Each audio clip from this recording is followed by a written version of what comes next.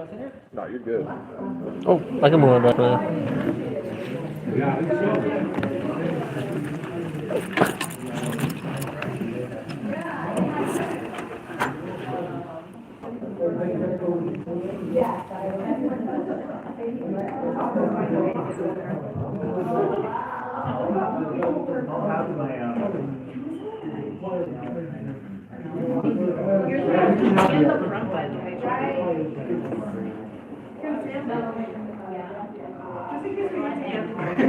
Immediately.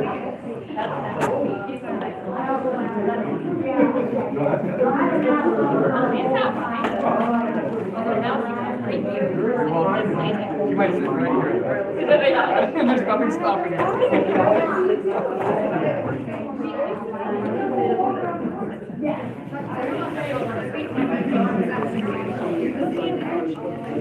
Hey, somebody just let Audit know that I'm here. Feel free to go ahead and let her know. I already signed her name up as well for a speaker card.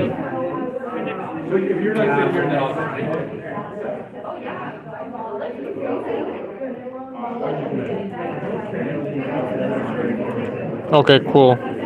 I already signed her up as a speaker card, so all is good.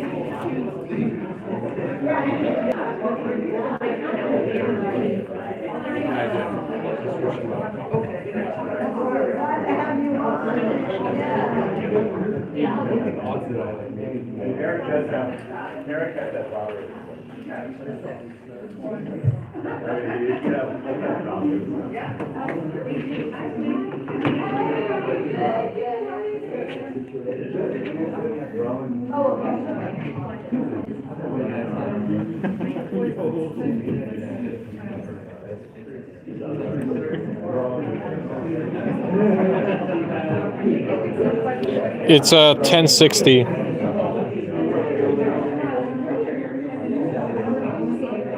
Yeah, room 1060. It's on the 10th floor. I already let her know. It's as soon as you get off the elevators, you make a left.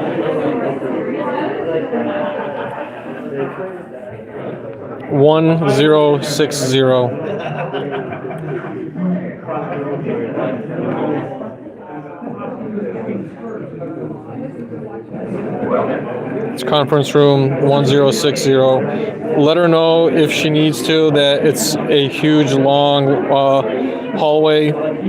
So it honestly felt like I was in that video game, The Back Rooms. But that's there you go as the agenda item, as the agenda shows. That 1060 means 10th floor, conference room 1060. Or conference room 60 really, but that's how they label it.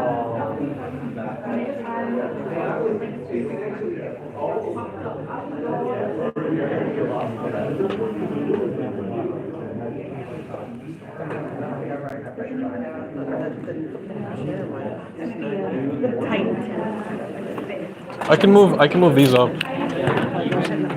Yeah, we can. If I want to move these up. Yeah.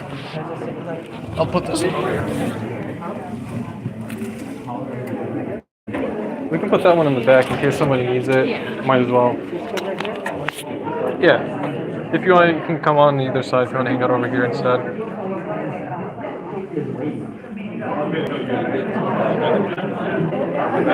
I got you a agenda, and I signed you up as well. Oh, good, thank you. Yeah. I forget what role. Yeah, no, I signed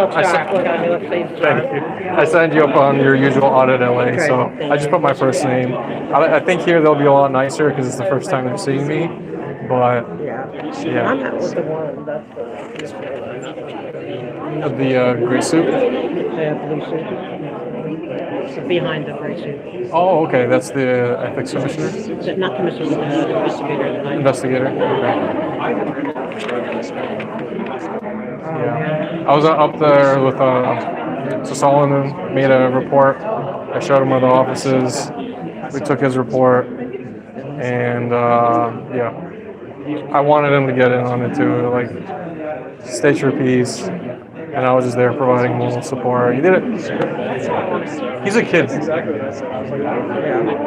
No kid is this smart and resilient that I've ever seen to show up here and do all this. Like, he's still just a kid. Like, people forget he's a kid. That's why I want him to join the like the neighborhood council to have youth seats. He would be great. Oh yeah, yeah, absolutely. Serving his community would be. And he knows the most about his community. He's literally there on the front seats. Yeah, he's right there. Yeah. It was crazy. You can have that seat if you want. I can move my stuff over here. No, it's all good. Yeah, I'll move on the side. We'll stay over here. Yep. No, not at all. No, she's my friend. I was talking with her, so I figured I might as well just move my stuff here. That's not nowhere to put me because I'm like, No worries. And I gave you the agenda. Yes, thank you. They had the other paperwork for the items, but like there's just so much of it. I took it just cause, but there's so much of it.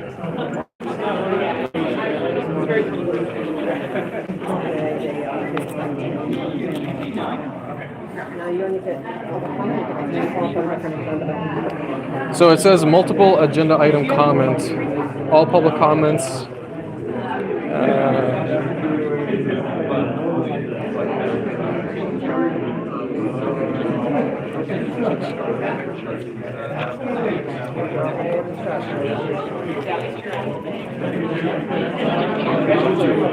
Well, I put general in all items, so if they only just give general, then so be it. We take general. Action items are you see where it says action items? All at the bottom, and it says 5, 6. And then on the back it continues. 4. Yeah, I think it very well might just be these two, that the actual action items that we can comment on, and then the other ones I think they're like reports. It sounds to me like they're just reports, similar to how we have reports for who else. Good to see you. How's everything?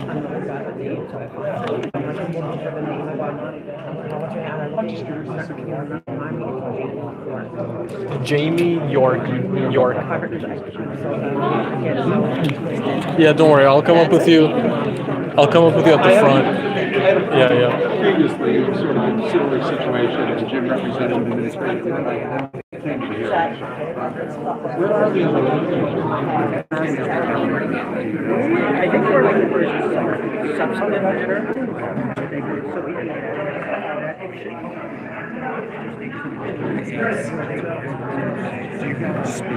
Take a position.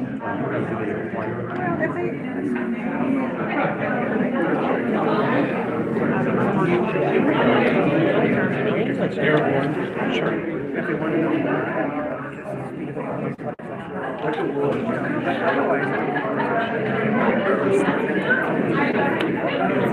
They should understand that there are legal issues. And then budget and finance committee is today as well. Yeah. Well, that's the big boy job. That's the granddaddy of all committees. Yeah, it really is. That's what keeps all of them fed. All of them fed. Under the surface. I don't know. Whoever gets that, I said just to get Yeah. I don't understand why the controller wouldn't be the same person leading that committee than Well, it has to be one of the council reps. The council reps. Let's see. I'll stand too, because I've been sitting. Hello, everyone. For those joining us by audio only, thank you for waiting. We'll be getting started here shortly. Thanks for stopping by.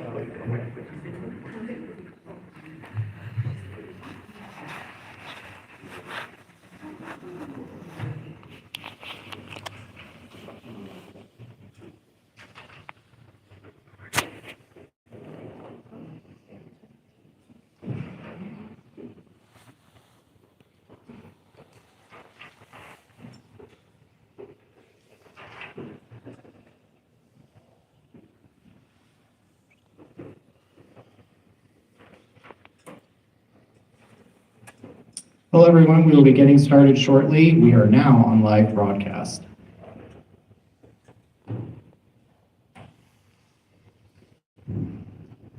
President Dar, you will hear a prompt that recording has begun and we may begin.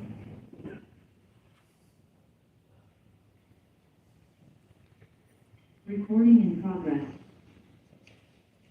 You may begin. Thank you, Mr. Mortar. So good afternoon, everybody. Today is October 30, 2024. If you don't know who I am, I'm Jeffrey Dar. I'm the president of the Los Angeles City Ethics Commission. This is a special meeting of the commission. The meeting is not our normal meeting day. That's what makes it special. And special because we're all here together, which we appreciate. Today's meeting is being held in City Hall Room 1060, and it's also accessible by telephone. So for those who are in person, you'll bear with me as I let everyone who's listening, and anyone else who may be here wants to also listen by telephone, what to do. First, you need to call 213-621-2489, and that's 213-621-2489. If you wish to provide public comment, which we welcome, and you want to do it in person, make sure you fill out a speaker card or available in the back and get them to us. If you want to do it remotely, we welcome that also, and you need to do the following if you're remote by telephone. You need to call for remote public comment, 669-254-5252, and that's 669-254-5252. We also have a toll-free number for public comment remotely, and that number is 833-568-8864. The next step for public comment remotely is as follows. You'll be asked to enter a meeting ID. That number is on our agenda, by the way, so everyone should have access to it. But just so it's clear for everyone who's listening, it's 161-788-4780. One more time, the meeting ID for remote public comment, 161-788-4780, followed by the pound sign. And then when the time comes, you'll press pound again when you ask for a participant ID. So with that, we're going to turn to our agenda, and we're going to start with a roll call. When your name is called, please state your name for the record and here or present. Commissioner Cohen. Commissioner Cohen, present. President Dar. Present. Vice President Kulkarni. Vice President Kulkarni, present. Commissioner Stern. Robert Stern, present. President Dar, we have 4 commissioners present. We have a quorum. We may continue. Thank you. So we're calling the meeting to order after we've established a quorum. It's now 12:05 p.m., October 30th, 2024. So the next item on our agenda is our multiple agenda item for public comment. And at this time, we are going to take public comment on agenda items and general public comment. Again, if you're here in the room, please fill out a speaker card. There will be a paper in the back so we'll know to call you. And if you're on the telephone, you have the instructions what to do.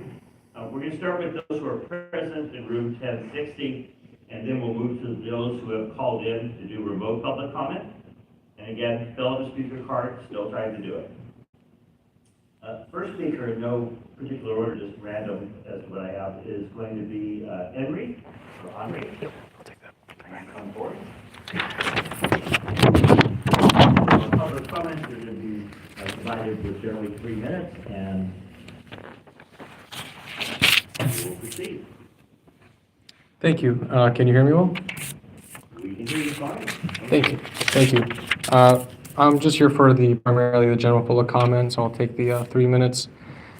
I stand before this committee to speak on as a victim for the several counts of lawfare I personally experienced as well as witnessed being enacted by the city attorney Soto against public critics of Scientology, professional services conduct, and other ethics-related conduct of city officials, not just the city council members.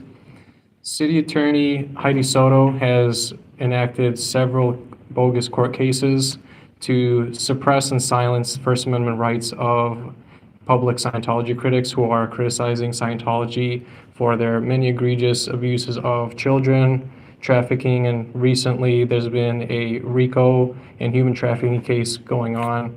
They're trying to silence the public from letting others know that these are going on, as well as the continued abuses.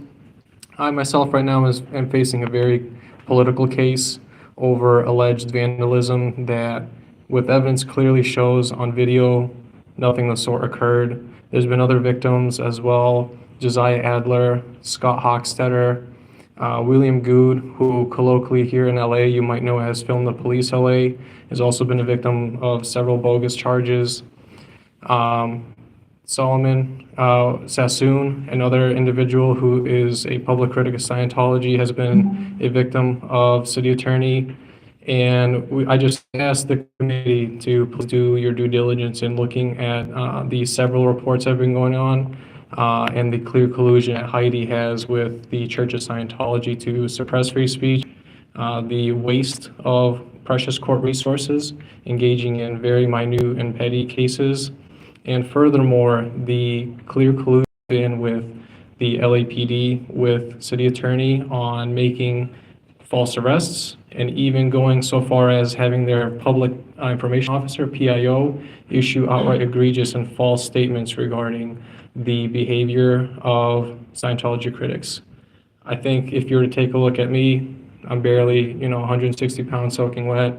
I mean no threat to anybody, and in fact, I've actually been a victim of swatting, where I've been held at gunpoint over false Code 3 police reports, and I'm not the only one. Several of the other members I've mentioned have also been victims, both in their private homes, being held at gunpoint, as well as out in the streets. I've genuinely feared for my life. In fact, yesterday this SWAT call was placed while we were here attending the police commissioner appointment, the police chief appointment, and I'm just here hopefully to get your ear on as I'm pleading for you for my life. So, thank you. Thank you. All right, the next person we're going to call in the room is Audit LA. That's me, but I don't know if I can make it. Can I just call from here? Do we have a microphone? We can hear you so that public can hear you. Oh, okay. Is there a way to provide assistance? As I understand, don't need to come up and figure it out. Don't worry. Sorry, guys. I'm Not a problem. I gotcha. so sorry.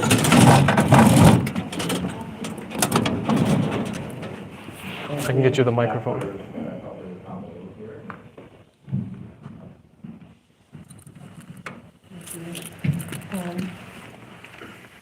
I'm also here to talk as I've been an advocate for the children and everything with Scientology, but right now I've been dealing with a lot of their abuses with the ADA. And as I started researching why they are getting away with so much abuse in the city, and the city's not doing anything, just with that, like they have 251 planters that are not ADA compliant all around their building, and people who protest out. I repeat, like I'm not out there really protesting, but I'm speaking up against it, and I am being attacked in so many ways. And I found out by doing research that what they're doing is that they're basically begging and pleading with LAPD, all the different city services, to do something about these protesters. And they sit on the CPAPs. Like I went to a CPAP meeting to talk to the police, and here they're one of their highest levels. She's like right under their leader, David Miscavige. She was on there, and when she saw us, and ever since then, I now have people coming out saying like publicly on YouTube saying somebody needs to kill her, somebody should bash her head in. I was just there for planters and stuff, really, and talking about the different abuses within the city structures. And I'm getting like, and he's not threatening and saying he's going to do it, but he's inciting violence against me. And so now I fear now I'm like, I have to look over my back because somebody may kill me because I want Scientology to remove these planters. That's how ridiculous it is.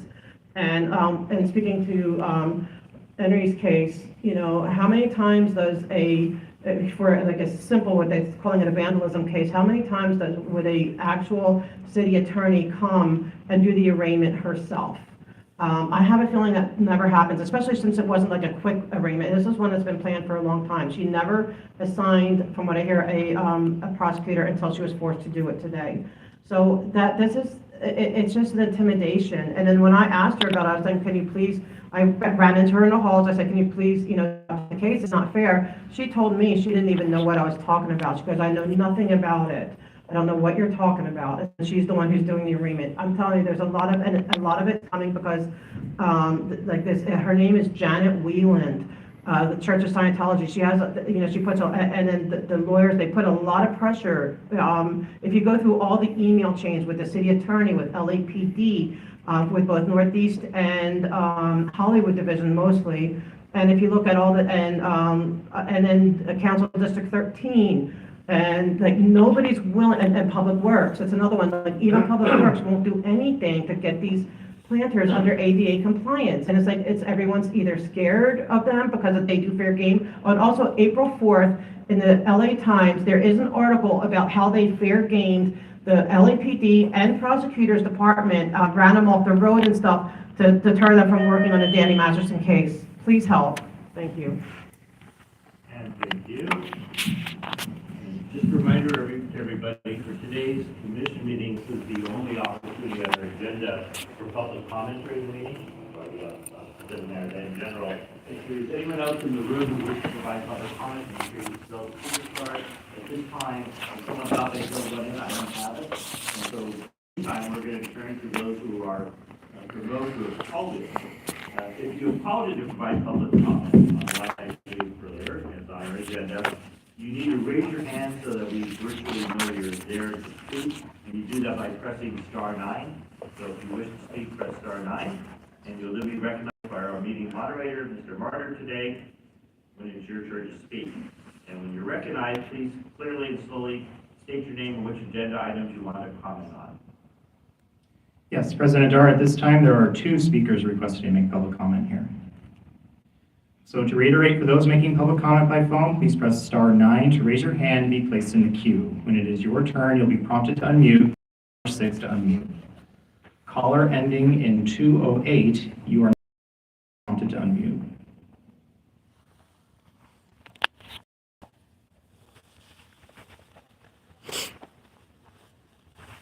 It's Rob one, I'd like to call item and general.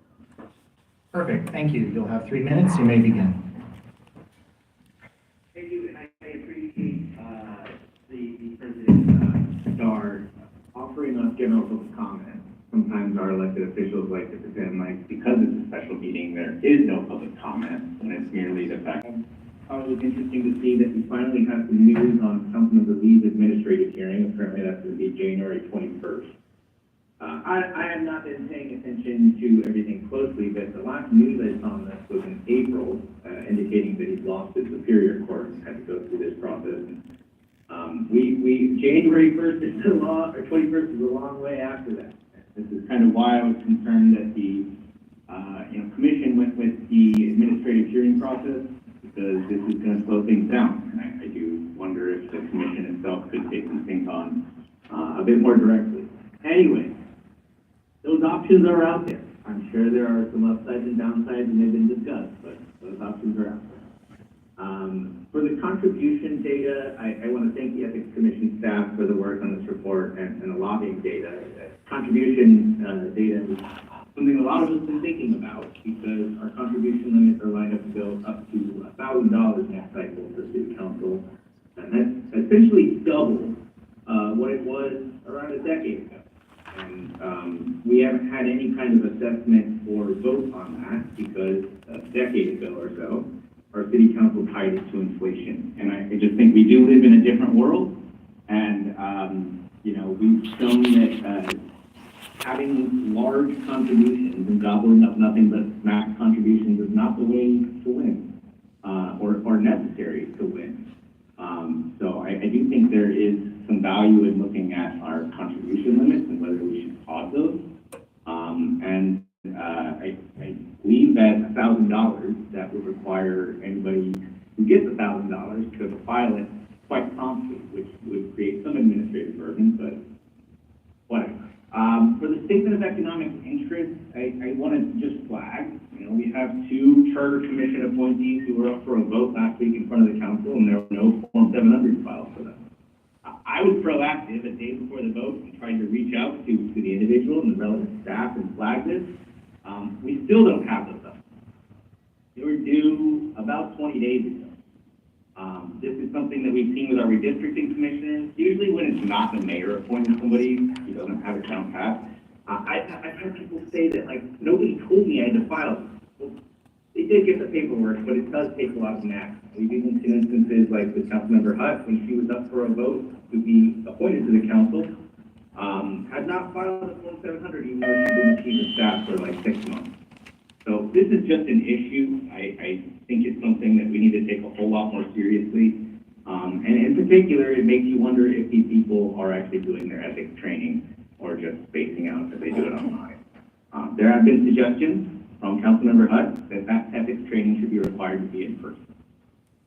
Something to think about. Thank you. Thank you, Mr. Vaughn.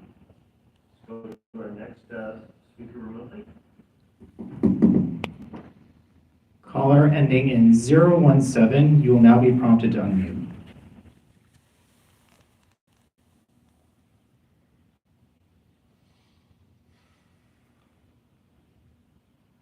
Good afternoon, can you hear me? Yes, please state your name and the items you'll be speaking on.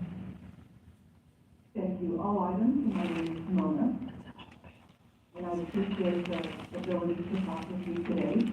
I am a prior member of the Ethics Commission in my hometown before moving, and so I know where you're coming from, and I appreciate everything that you're doing. I thank you.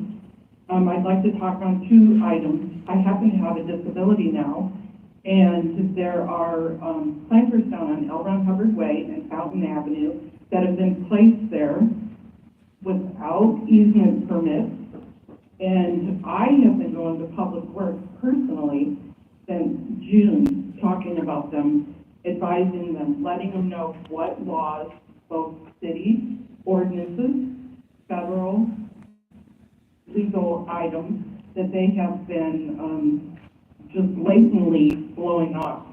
I can't get my wheelchair on and off the sidewalk. The endless permits close the roads per se them. However, the permits, you can't even look at the permits because they've closed off the portal to where you can show them, look, no, there's pedestrian access. So we have complained, I have complained, I have personally written to you, and there's supposedly an investigation hopefully going on. And the issue is that there's some bottleneck somewhere along the line. There's somebody that is not letting the law be followed. So within the ethics, I too suggest that ethics meetings, ethics, education not just be created online, that it isn't in person. So thank you, and I yield back my time. Thank you. Do we have anyone else who would like this time? President Dar, at this time, we have no remaining requests for public comment. So just one more time to make sure we aren't unintentionally missing anyone. If you're remote, you need to raise your hand so we know you wish to provide public comment after you dialed in by pressing *9. And if you're in the room and you want to provide public comment, you need to fill out a speaker card and turn it in. Otherwise, we have no one we're aware of right now wishing to provide any further public comment, and we're going to wait 1 minute just to make sure that somebody isn't having difficulty. So this is your time to raise your hand virtually or in person, fill out a speaker card. Thank you.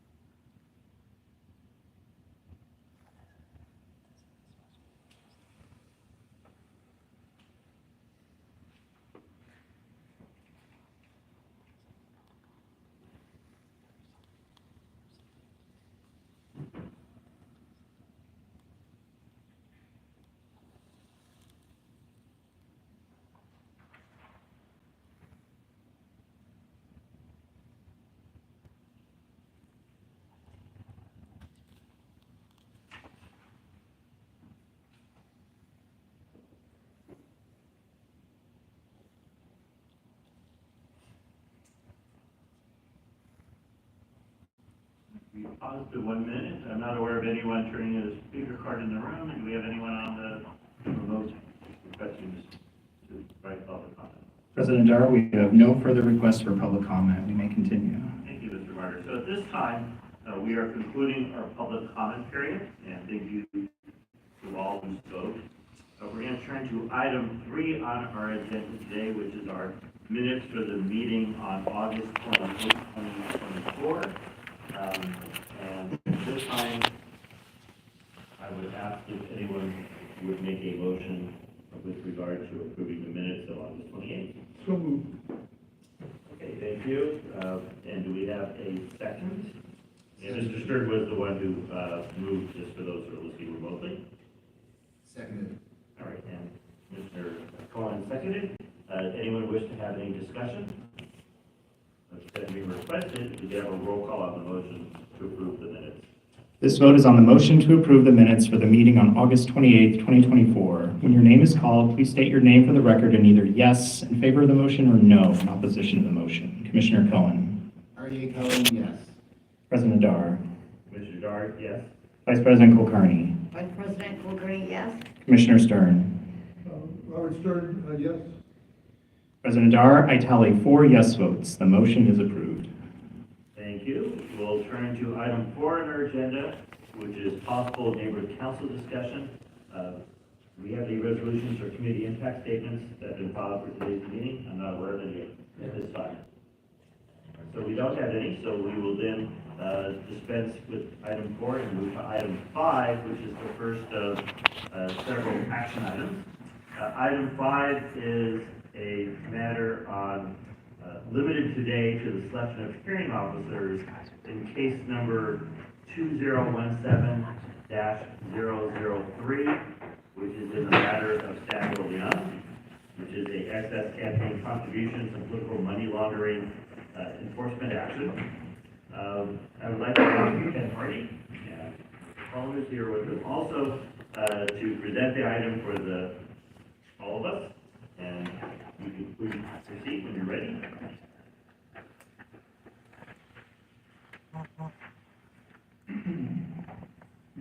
Thank you and good afternoon, President Dar and members of the Ethics Commission. I have Chief Investigator Stephen Cullen next to me, who was the investigator in this matter. The Enforcement Division investigated developer Samuel Leon for alleged money laundering of contributions to campaigns, as well as to office holder accounts and making excess contributions. In the Leon matter, we issued a probable cause report with 444 counts. Probable cause was found, and thereafter an accusation was issued. An accusation is somewhat like a complaint in civil or criminal court. It initiates the evidentiary hearing process. The matter must now proceed to an administrative evidentiary hearing, and I say evidentiary because this hearing is somewhat like a trial, and witnesses are called and examined and cross-examined. Documentary and other evidence is submitted, and counsel can argue. It's not as formal as a trial. For among other reasons, the technical rules of evidence do not apply. What you are asked to do today is to simply determine who will preside over the hearing. There are 4 options. Option number 1 would be to have an outside entity selected to provide an individual hearing officer to preside over the hearing. The Ethics Commission has a contract with the California Office of Administrative Hearings, or OAH for short, for this purpose. The OAH would appoint an administrative law judge. The OAH is the California agency that has administrative law judges to hear matters, including evidentiary hearings on all sorts of license issued by the state of California. Option 2, one ethics commissioner, basically one of you, would sit as an individual hearing officer rather than an OAH-ALJ and preside over the hearing. Under options 1 and 2, whether it's an OAH-ALJ or one of you, the hearing officer would preside over the hearing, make a recommendation as to whether the alleged violations occurred. I should add the evidentiary standard is preponderance of the evidence. The hearing officer must provide a written report with findings of fact and findings of law. And along with the record of the evidentiary hearing, the recommendation plus the record of the hearing would be forwarded then to the commission as a whole. The commission as a whole then would be required to make a final determination in the matter, specifically whether the alleged violations occurred, and if so, what penalty is appropriate. Options 3 and 4 essentially have the Ethics Commission as a whole, not one of you, but the Ethics Commission as a whole would sit as basically the judge of the matter. So the entire commission would sit and hear the entire evidentiary hearing. Option 3 would have one of you be chosen as basically a presiding officer. Option 4 would mean no presiding officer. All 4 of you just hear it outright with no presiding officer. In that case, the Ethics Commission would just make the final decision in the first instance after conclusion of the evidentiary hearing. In addition to choosing who basically hears the matter, a preliminary hearing officer must also be selected. If you chose the OAH to hear the matter, then they would pick an ALJ to be the preliminary hearing officer. And that officer could be the same ALJ that hears the matter outright. If you handle the matter directly, then the Ethics Commission would determine who would be the preliminary hearing officer.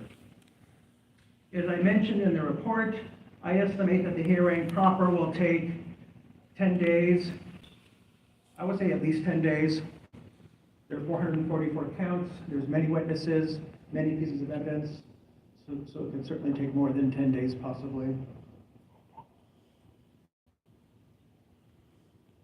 The accusation and ordinance setting forth kind of the detailed procedures on the hearing process, of course, is set forth as attachments A and B to the agenda item. So that concludes my presentation. I would be more than happy to answer any questions you may have. Thank you, Mr. Party. And do any of our commissioners have a question? Mr. Stern? Thank you for the presentation. Since I'm a new member here, I need a little history. Can you sort of review what percentage of cases have gone in each instance in the past?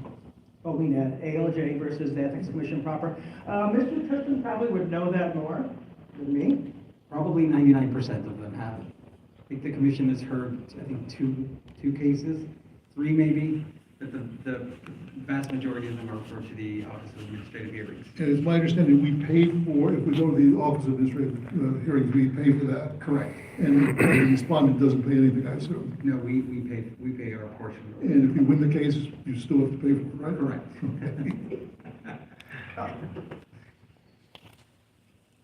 Any other questions? I do want to thank you for giving me reading material, a lot of reading material this week. Yeah, I will just note that the accusation is 128 pages itself, separate from the number of counts, so it's somewhat unusual as to the size of the proposed hearing. If we don't have any other questions, I'm going to ask for a motion to the any other questions before we turn to a motion?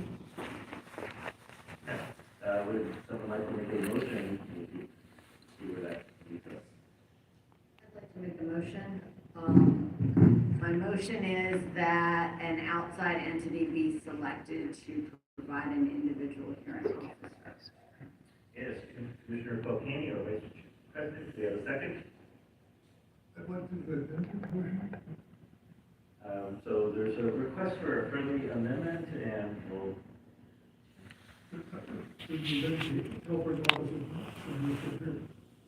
Perfect, yes, I love precision. okay. All right, so the motion is basically to have the OAH, Administrative Law Judge, that would be selected to be the hearing officer. Option 1 of our 4 options. We have a second for that motion. I'll second. Okay, so Commissioner Cohen, second. Now, let's see if we have any discussion of the motion or any comments. Anyone have any discussion? I'm just going to note, this is Commissioner Gard, that in the past I have been a voice for at times having the commission itself conduct the hearing versus sending out to an administrative law judge. Due to the unusual size of the accusation and the number of counts and the time, while that is normally my sort of tendency to have a preference if it's doable, I don't think on this one it's probably feasible. And so I would support the motion, contrary to my prior position on when this has come up with less lengthy matters. Anyone else? I just have a question, and for option one, following on Commissioner Stern's remark, which I was going to make a similar remark, are you just quoting here the language of the section, and when you say an outside entity may be selected to provide, and rather than just saying the OAH, when you did OAH, you're just quoting, or is there some other reason that you didn't know the OAH? If I hear you correctly, which I'm not. Oh, I'm sorry. But if you're asking, if you fix the actual AO. No, I was asking just a technical question. In your report, your option one, you just say an outside entity may be selected to provide an individual hearing officer. That's either a quote or a paraphrase. Okay, and that's the only reason that you didn't have any other reason for not naming the OAH. If you look at attachment B to the item, it provides the actual language of the ordinance.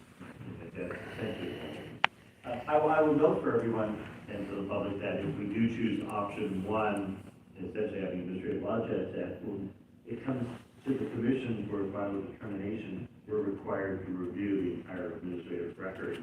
So while we don't sit in for 10 days hearing, we're required to actually read it and review it and so on. So we're not really doing anything other than having somebody do that exercise for us, but we ultimately review it and it's required to review it before we proceed further in my understanding.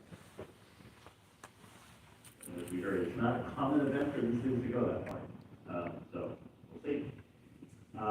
Anyone else? Discussion? Comments? Are we ready to call? Roll call. All right, we get a roll call on the motion to select option number one, which would be an outside entity, essentially the administrative law judge route. This vote is on the motion to approve the selection of an administrative hearing officer in case number 2017-003 in the matter of Samuel Lee Young to be an outside entity, OAH, being selected to provide an individual hearing officer as amended. When your name is called, please state your name for the record and either yes in favor of the motion or no in opposition to the motion. Commissioner Cohen.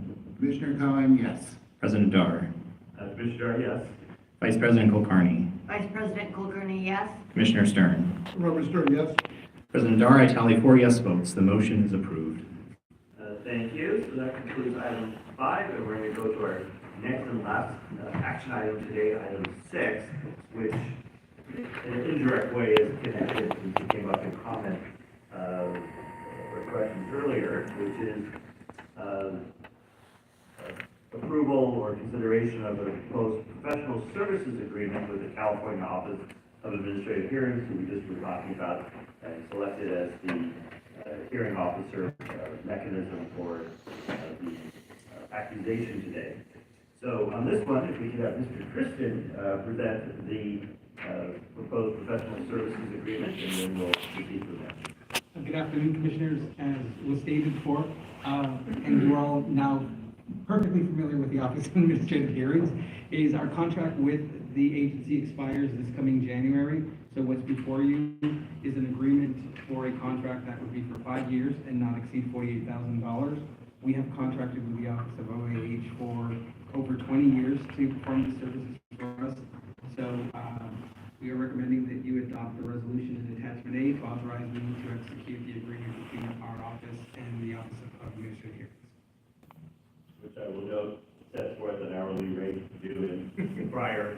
If someone answers more detail the questions that Mr. Sure to ask, but maybe a good question for the public to understand just what's involved with these types of matters.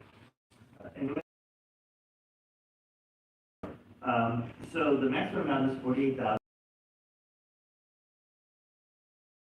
Sure, I'm not assuming anything.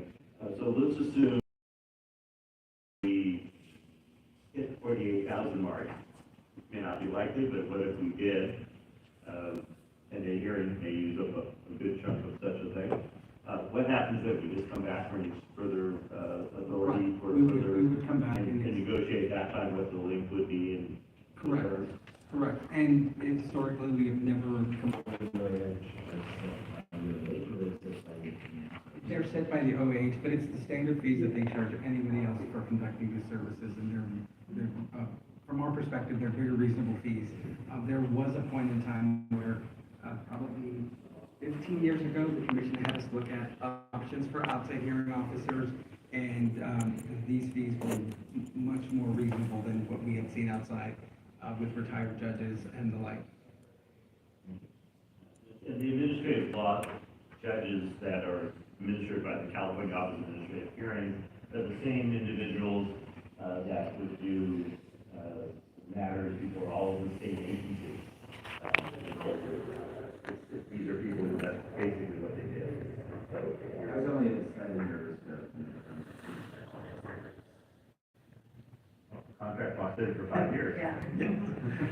Would be nice, right? Yes. Yeah, all right, anyone else have a question? Otherwise, would someone like to move on? Review our contract with the Office of Administrator. All right, so Commissioner Stern, motion to approve the proposed professional services agreement. Do we have a second? I second. Commissioner Bouquet, second. Any discussion of the motion? Hearing none being requested, we have a roll call on the motion to approve the professional services agreement. This vote is on the motion to adopt the resolution in attachment A to approve and authorize the executive director to execute the agreement. When your name is called, please state your name for the record and either yes in favor of the motion or no in opposition to the motion. Commissioner Cohen. Commissioner Cohen, yes. President Dar. Commissioner Dar, yes? Vice President Kulkarni. Vice President Kulkarni, yes. Commissioner Stern. Commissioner Stern, yes. President Dar, I tally 4 yes votes. The motion is adopted. Thank you. So that then concludes our action items today, which means the remaining items are information items. The next one, under 7, which is a review of recusals by Jeffrey Dar, the President of the Ethics Commission, which is me. So in light of that, I'm going to be recusing myself from item 7 under agenda today, just so that's clear. And I'm going to leave the room during the discussion and then hand over the meeting at this time to our Vice President, Mr. Carl Carney, who will ably conduct the meeting, and then someone's going to let me know when we're concluded, and I will come back and rejoin, continue with running the meeting on item 8. So, thank you.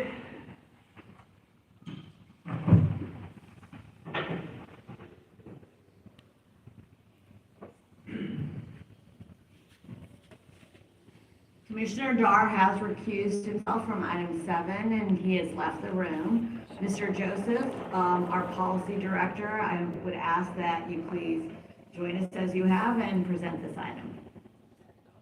All right, thank you very much. Good afternoon. I am Tyler Joseph. I'm the policy director for the Ethics Commission. As Commissioner Cohen noted, you all have not been light on reading material this week, so this one is extremely brief.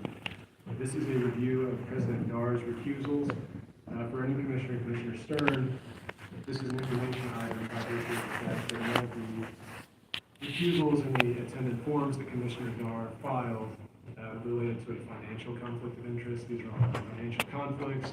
As a result, there is no requirement that the Ethics Commission act on this item. This is purely for informational purposes.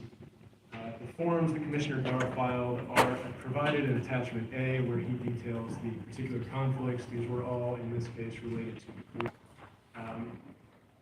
And as a result, he recused himself appropriately in all 3 circumstances. And again, there is no need for the Ethics Commission to act on this matter. And that is the end of my report. If you have any questions, I'd like to answer them. Do my fellow commissioners have any questions? You said appropriately. Does that mean that he would be required to do this? Well, we typically refer to the city attorney's office on a case-by-case basis, but I say appropriately because there are mechanisms under state law that require that the person recusing themselves make certain statements that concern the reason for the recusal, and that they not participate in the item and recuse themselves in the room, and that's what.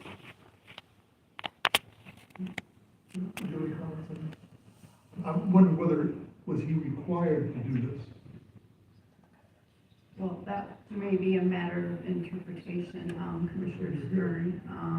We do provide, as you know, we provide city officials' advice, conflicts of interest advice, based on applicable law, whether that's the Political Reform Act, our Charter Section 222, the appearance of conflict of interest, common law, or Government Code Section 1090 or any other law.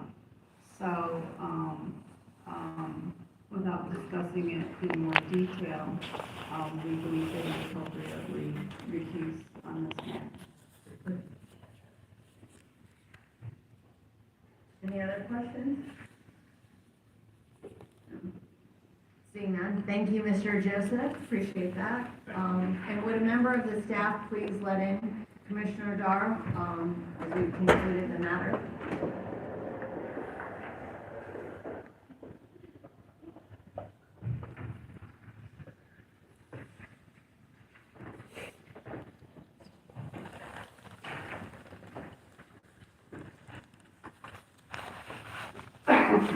Welcome back.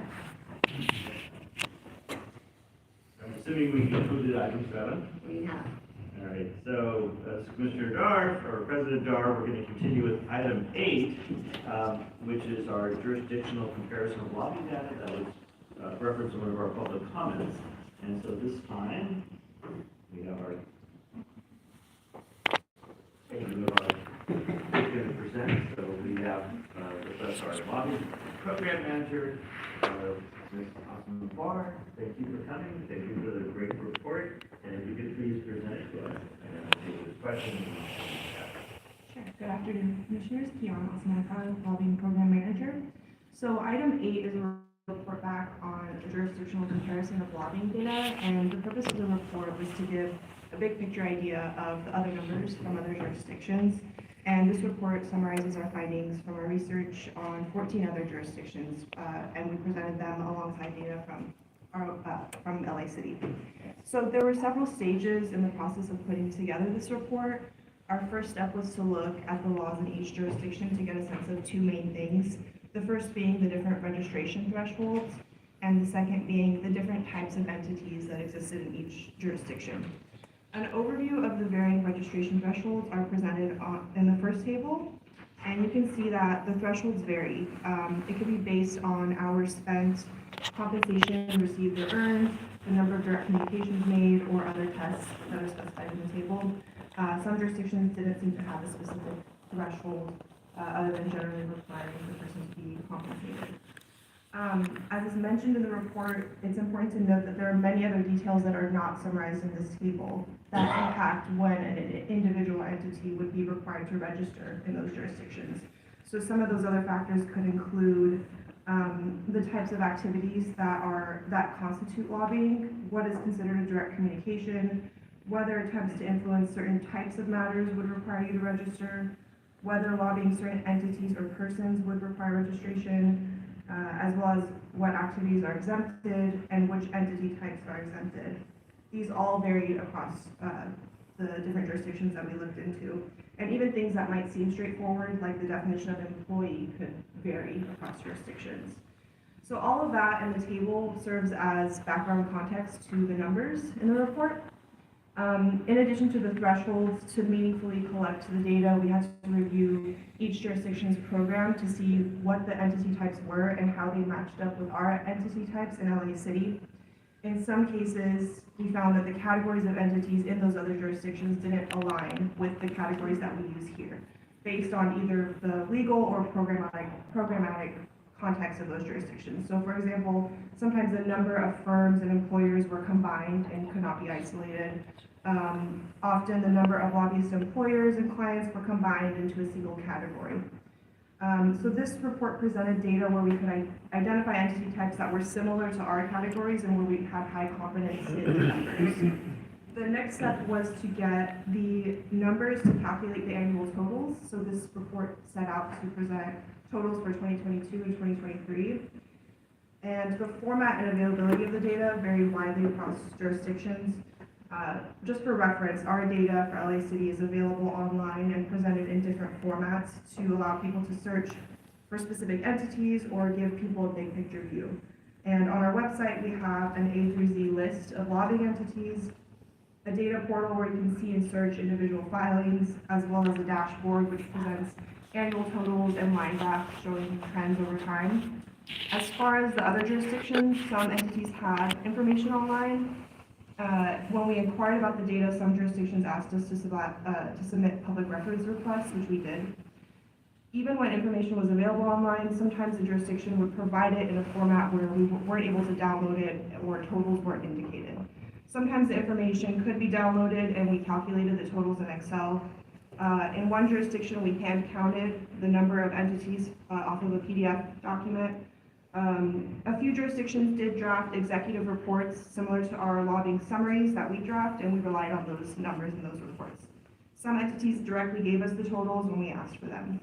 In a few jurisdictions, only a snapshot view of the total number of entities was available. Sometimes that would be a snapshot as of whichever day you were running the search. It would tell you the total number of lobbying entities.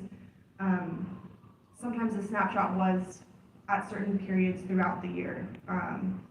So for those jurisdictions, because of the limited access to data, we could not present annual totals, but we included the snapshot totals and indicated those as such. So that is just an overview of the accessibility of the data and how we got the numbers that are in this report. Finally, we checked with agencies to confirm the numbers that we calculated, as well as our understanding of their laws.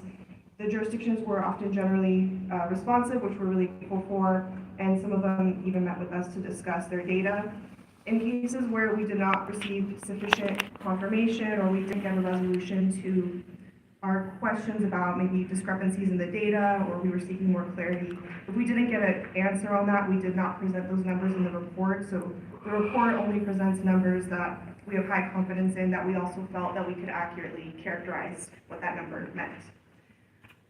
So as far as the findings in the report, here is an overview. The main table is the number of individuals who lobby, and those are identified in the second table on page 7.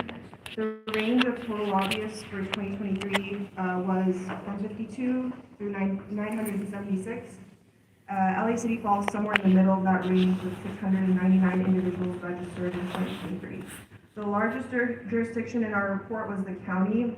MTA had 403 registered lobbyists in 2023. LA County had 421 lobbyists registered as of September 19th of this year, and this was one of the jurisdictions where we were mainly able to get the snapshot view of active registrations at the time we ran the search. The smallest jurisdiction population-wise in our report is Oakland, who had 83 individual lobbyists in 2023. The jurisdiction with the smallest number of lobbyists was San Antonio, with 52. And the jurisdiction with the largest number of individual lobbyists was Chicago, with 976. Again, it's important to note that the qualification thresholds vary, the background law varies, so that is just some context for these numbers. So it's difficult to draw one-to-one comparisons, but these are the numbers that we found. Another data set is the number of clients, and those are presented on page 9. Most jurisdictions, the ones that we presented in the report, have a category of client that was similar to ours. And the range of those client registrations for 2023 was 51 through 2,684. Some client registration numbers may be higher than they appear in the table. For example, as the table notes, New York City's number reflects the number of unique clients, meaning that if multiple lobbying firms registered the same client, that client was counted once in the total. And this is because of the way the registration system is set up. The client registers first before the firms register them, and so there's a single record for each individual client that hires a lobbying firm in the city. So in conclusion, I hope this report gives you an idea of where we stand compared to other jurisdictions and the other numbers that are out there, and I'd be happy to answer any questions. Thank you. I know this took a lot of work and a lot of thought of how to even follow and create a methodology to do this. So hopefully if we do this again, this will be easier next time if we do. Anyone have questions? First, thank you very much. I'm really grateful, and partially my fault that you had to do this. But it's very interesting, very important. I think that one of the things that is clarifying is the lack of clarity in all the categories and the comparison between jurisdictions. I think that that's actually a larger problem than the city of LA. I think the city of LA should be very proud about how this commission presents all its data, all the stats that's really there, and that the fact that there's no way to compare between cities, I think, is a problem which is larger than the LA City Ethics Commission, but is a real problem. And I worry that that's a feature, not a bug, but that's beyond the scope of our discussion. But I think that, so I'm really thankful for your work. I think it's the beginning of a larger conversation that gets up. Number, amount of money that's in it, not the obvious comparison between population size and number of lobbyists is also interesting, and the inverse relationship sometimes is also really interesting at the beginning of a larger conversation. So I just want to thank you.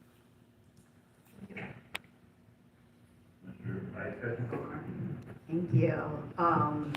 One, I do want to thank Commissioner Cohen for helping to get this work, really wonderful job, and I want to thank you all.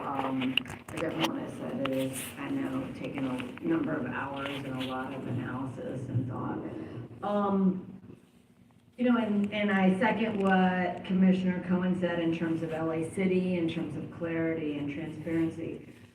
So my question, and I'm not sure if you're able to answer it or if our executive director is, but given this information, are you able to opine on what might be considered the strictest definitions and the most lenient? And when we look at that along with sort of the number of lobbyists, kind of per capita, what can we say in terms of the levels of influence, monetary influence on our political processes in these jurisdictions, right? Because I think that's what we're trying to get at, right? The information is important in the side-by-side comparison, but at the end of the day, what's the conclusion in terms of, because I think it's based on a premise that there can be a corrupting influence of money on public officials, and that these are efforts to tighten, right, in some ways, or at least clarify what those influences are on political officials. So I wanted to just sort of ask, what are the conclusions that we have out of this about, what might LA do, what, I won't ask you to necessarily say what should LA do, but when you look at all of these others, what's a positive direction, or what's one that we might model versus one that we would say, whoa, only 52, or only, this gives such wide latitude that nothing falls under this or everything falls under this. Well, I guess to address your first question about strictest versus most lenient, I think the first table might begin to answer that as far as the different thresholds. Some jurisdictions have hours or compensation, others merely undertaking an attempt to influence seem to require the individual to go ahead and register. But there is so much more information beyond what's in these tables regarding, as I mentioned earlier, like what kinds of activities constitute lobbying. It could be a narrow list or a very expansive list. What counts as a direct communication? Does it only matter whether the person is lobbying the general manager of a department versus somebody else in the department? All of these things vary, and I think you need to look at all of those factors to get a better understanding of how the thresholds vary across jurisdictions. And I think you also asked about the dollar amount totals, and I believe that was your initial question, Commissioner Cohen, from the prior meeting. We did look at compensation in every jurisdiction. In a number of them, they didn't collect this data from the registered entities, and even in the ones that did, that number seemed to be mixed in with other things, such as the compensation that the individual lobbyist receives. So those numbers were either under-inclusive or over-inclusive. It could have included things like overhead. There wasn't really a way to isolate the compensation received for lobbying services to compare that to the number that we have here. Thank you. And Commissioner, I would add, and with the comment made by staff was that exactly would be the challenge with us jumping to making statements, because as the report notes, the varying ways that agencies define lobbying and what's required to be reported would be our first step in determining how we make and ask those questions that you've asked. What we felt confident about after doing this report is the thoroughness and breadth of our lobbying law in trying to address those questions that you've raised in our jurisdiction. And our longstanding goal with the disclosure that we have is to create information for the public in places where they can go and access everything and try to obtain all the information in one location. When we first started collecting data for this type of work 30 years ago, and I was lucky enough to be the one data entering this information, the question of what are we doing with this information was what always kept kept me thinking about what's the point. And I think we've done a great job historically of continuing to ask ourselves that question, even through this process. While there were challenges obtaining information and making comparisons, we've absolutely sat down and talked about based on what we've learned, based on obtaining information, based on discussions with other agencies, and maybe some of the challenges that we have, what can we do to ensure that the public and others aren't having those similar types of challenges?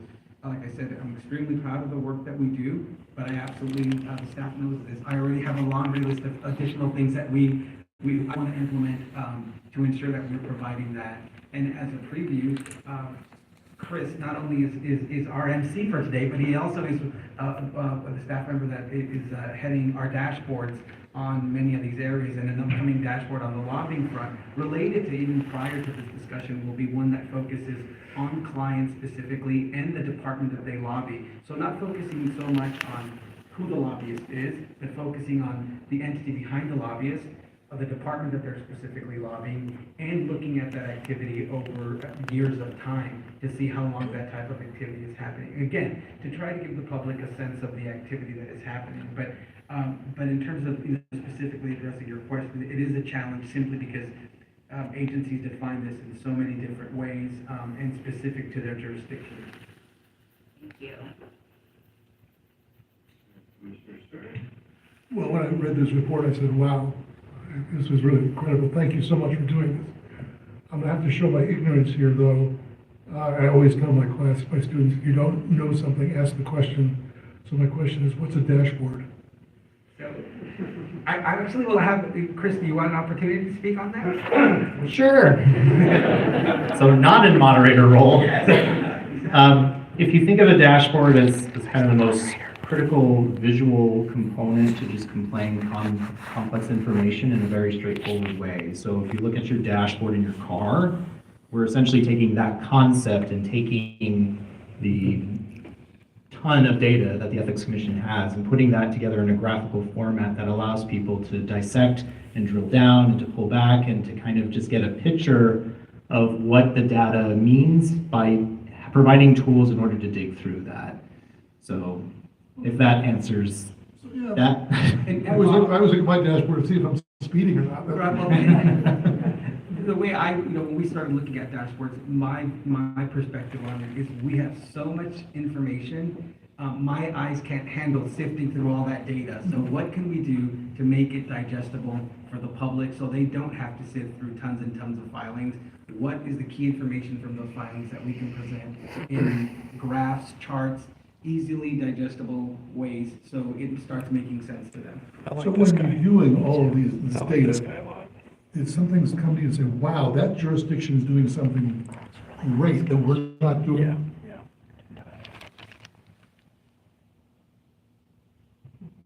I can't think of anything that stood out for us specifically on the lobbying front. The one thing that did stand out to me was that most of them did not provide whole picture, information of it. It was snapshots, it was pieces of information that required individuals then to go to different pages of the local agency to try to piece things together. Even just being familiar with the law. So what I did take from that is even on our pages that are very comprehensive and you can find out everything you want in lobbyists, it made me think about what can we do to include some snippets of information about our lobbying laws so individuals don't have to jump to our communications page and have to read a brochure. So how can we provide some of that quick information while you're on the site to help you understand what the information there means? And so when I was involved in all this, the hardest thing for me was to determine what is a lobbyist. Were there any other jurisdictions that gave you any indication that we should change There's the a definition of what a lobbyist, lobbyist is? I agree. Fantastic. No, I think in looking at the definitions, they all vary based on monetary and time, and then what is considered lobbying.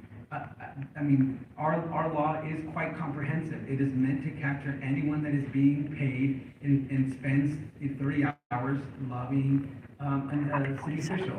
So I think I'm comfortable where we are with our definition, but I'm always open to having that as a discussion and reevaluating what makes sense given the changing environment here in Los Angeles. And finally, as I mentioned at this last meeting, the Council on Government Ethics Laws is coming here in Los Angeles in December. I would hope that you would be presenting this at the conference. There's a lobbying update session. This guy is actually, he would be very pleased. he's very good. The fact that he's advocating for a high-level public dashboard for data is very, very important.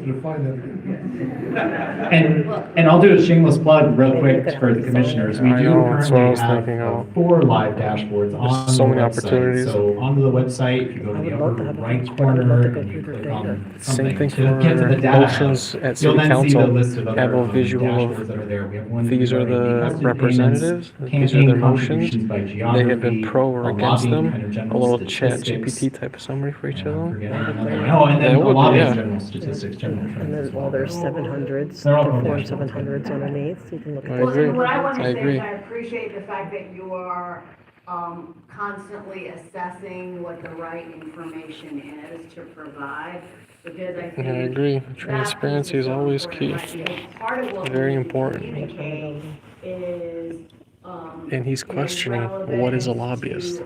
What is the definition of a lobbyist? Is it expansive? Part of the education Can we process expand on is, what a right, lobbyist what is means? most pertinent, right, in terms of understanding. What does a lobbyist look ethics, like? and then the opposite of Can that it be being the corruption. simple act of Just like Bob being now, in social circles? our dashboards It's very don't just important. have odometers Very, very and important. pedometers, but they also That's what have that's a what they're place to discussing access right now. Spotify, and a place to access, It's a very right, critical different pieces of discussion. information, which are more important now than they perhaps were, years ago. Commissioner Gar talked to you for a moment for the first one. So a couple comments and a question. First, the real goal here ultimately is transparency, so the public knows who's trying to influence public matters in our city. Yeah. And so Yeah. looking at other jurisdictions is always really healthy in all aspects, because there's nothing wrong with seeing what others are doing that may be Yep, something to consider exactly. doing. Exactly. I will also remind everybody that, and we'll talk about it, I would suspect that item 12 today, our policy update. Exactly. The Commission's recommendations for amending the municipal lobbying ordinance that we're talking about are still pending in the Government Ad Hoc Reform Commission or Committee. So that's also the works, and would be the question of, do our recommendations. Right, could it be a from our view, CPAB at board least, member? in the hands of the City Council right now, but is there anything? I would that say you yes. see that So you register them as a lobbyist. input on that? So that's sort of, I think, the focus for us is Commissioner. 100%. If you already have A CPAB board member, 100% is a lobbyist. Once initial, really cutting edge, municipal lobbying that is really substantively. So hopefully the City Council will be moving on that, everyone is listening. And my question is, are there any large cities which have zero lobbying regulations or attempts to collect data on lobbying that are not in the report, because they just don't do this and there's nothing to gather from them? That's worth knowing. That's something that's sort of like, what maybe not here that maybe noteworthy too. Yeah, that's a good question. Well, for the scope of this report, we focused on the top 10 cities by population as well as a few other jurisdictions, and in all of the ones we looked at, there was some sort of lobbying disclosure requirement. I'm sure if we looked beyond that, we'd be able to identify if there are jurisdictions that don't require this disclosure. That would stand out to me as a radio. Any other? I just wanted to add, before that, the real question around lobbying is a question of democracy. Are we amplifying, are we allowing more access or less access of constituents to their elected officials? And are these people who are lobbying, therefore taking up the space of access that other people would have, or are they getting outside access? It's a fantastic question. Voices of constituents who need to be amplified, or are they amplifying other interests that are endemic, that are not helpful to the city? So I think that as we move forward, that should be part of our conversation to see how we can figure out the difference between the two and whether or not there's a way in which we could do more of the amplifying and less of the influencing to bear private discussion.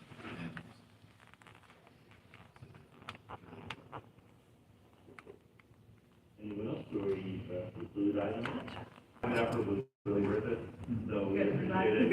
And hopefully it's certainly very valuable to us, just a good healthy comparison of what are we doing, what else are people doing, is there anything to look at and think about, and otherwise, anything wrong with borrowing from others. Or from us. Yeah, these guys are legit. They're legit. Yeah. But it would have been more legit with Jamie Hewitt, but the city council wouldn't appoint her because she's really a watchdog. They're scared of her. Program manager, and this time to you to present the report. And thank you again for you and your staff for spending the time and effort to put this all together, because it's not your normal work. Should I go down, sign this up, and come back up? Which meeting is it? Item 9 is a comparison report of campaign finance data. I'll do that. I'll do that. I'll do sign up. I just want to see where. It's down back. The goal of this report was to In the provide city a council sense of chambers? how the city's campaign finance data compares to similar data in other local jurisdictions Yeah, I'll do since that right now. 2022. Staff researched the County of Los Angeles, the top 10 cities by population, and the California cities of Oakland, San Francisco, and San Yeah, I'll be Jose. back. All jurisdictions are listed in the table on page 2 of the report, along with their population size and elected offices. The data for each jurisdiction shared in this report was obtained through a variety of methods. We reached out directly to every jurisdiction. The Budget Finance Committee. Sign up for speaker cards. I'll be talking about being in support of the neighborhood councils and to stop slashing their budget. I need 2 of me, I know, bro. I do need 2. I wish I had that superpower. Like points a finger and then he just teleports. That shit was legendary. If I can figure out how to do that, then I'll be golden. Just gotta go Super Saiyan real quick.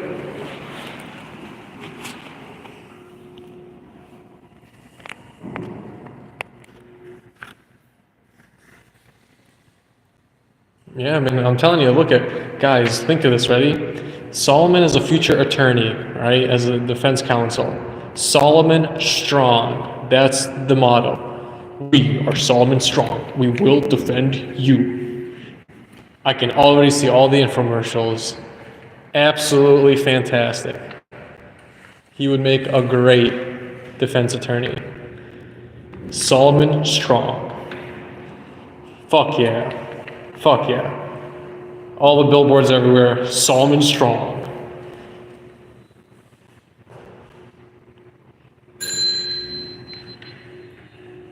Shit, man. Just you wait.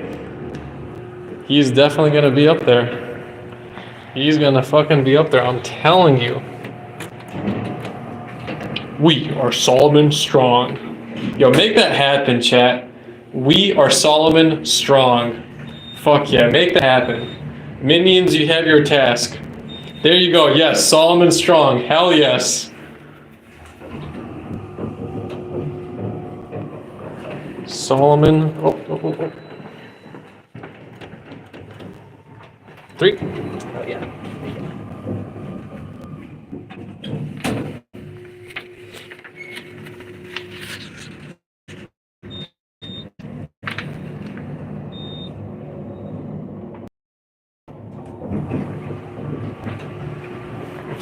Better call Solomon, exactly, man. Absolutely legendary. This is gonna be the best fucking defense lawyer this city's ever seen.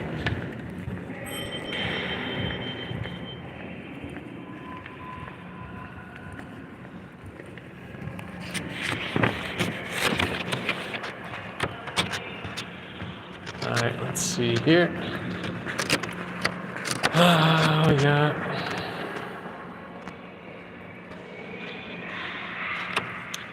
budget and finance.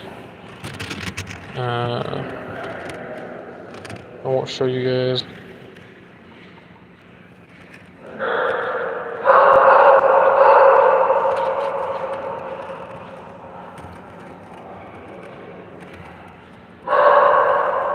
Mine.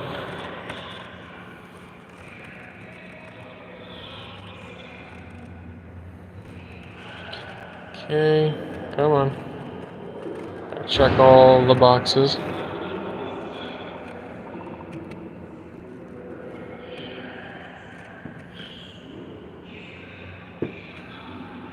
Okay, now we sign up audit, and I'll show you guys audit. Yo, who is this person, man? Get the fuck out of here. I'm tired of this shit. Alright, I'll type in audit's name.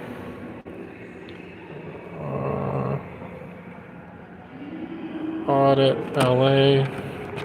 And we gotta go through and do this.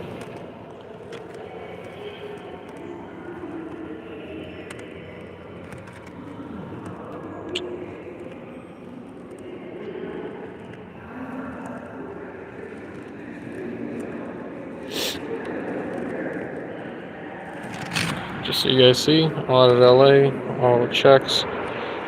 And I'm gonna hit submit. Confirmed. Bam. She's registered. I'm gonna grab and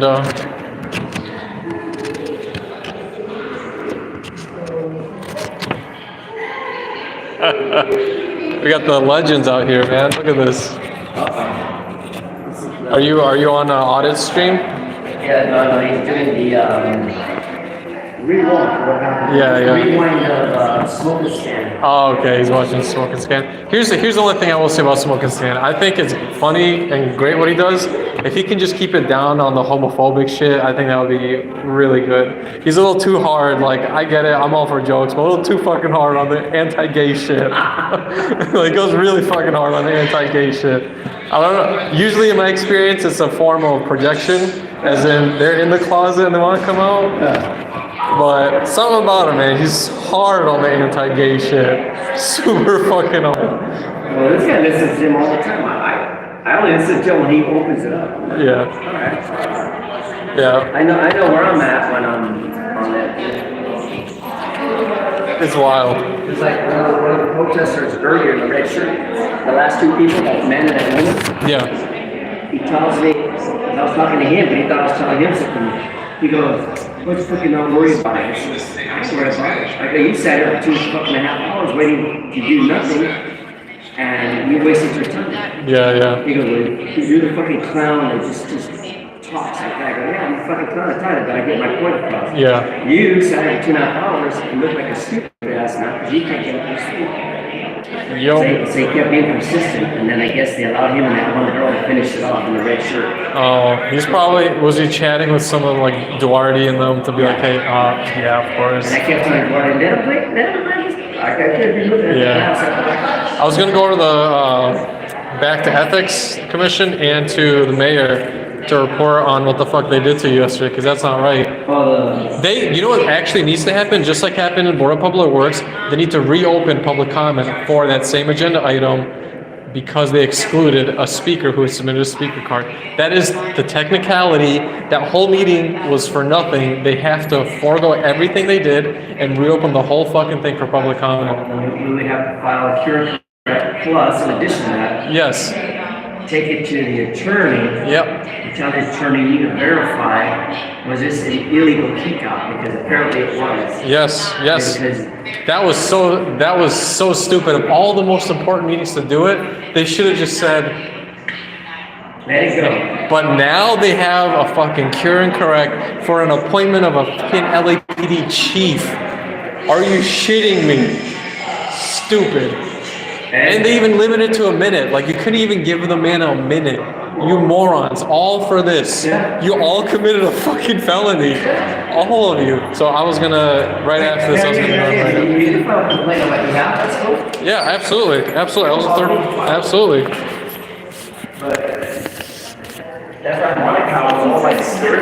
Yeah, yeah, absolutely. She knows. She knows. She knows what she does, totally and easily enforceable. So yeah, I'm gonna file it. And so when I came back in, none of them told me nothing about the illegal kick out, other than, oh, what we want to watch what you say. I go, she illegally removed me. Yep. And she set me off, so I got her. Oh yeah, yeah. No, I went I'm. to the door. You could hear me screaming. Yep, I'm gonna. I forgot that shit. Thank you, sir. Hey, Kimchi, you want one of these? I guess. Thank you. Thank you.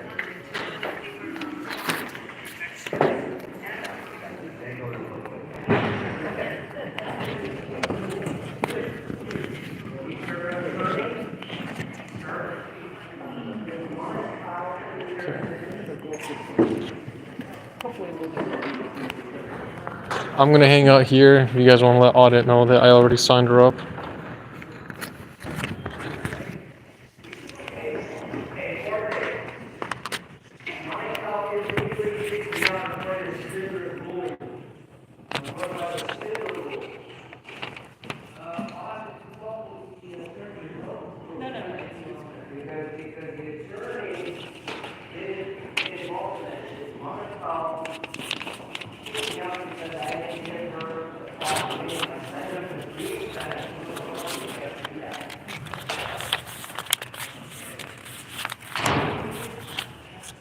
I'm gonna go over to the city attorney's office as well, file a cure and correct during the LAPD chief's appointment.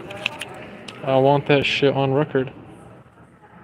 I'll go to the clerk's office, file the same thing there. I'll go to the city attorney's office, at the clerk, file a cure and correct. What happened to them is fucked up. They need to actually, the technicality, just like at the Board of Public Works, is they actually need to open up the appointment. They have to open it up. That is the technicality on what actually happened.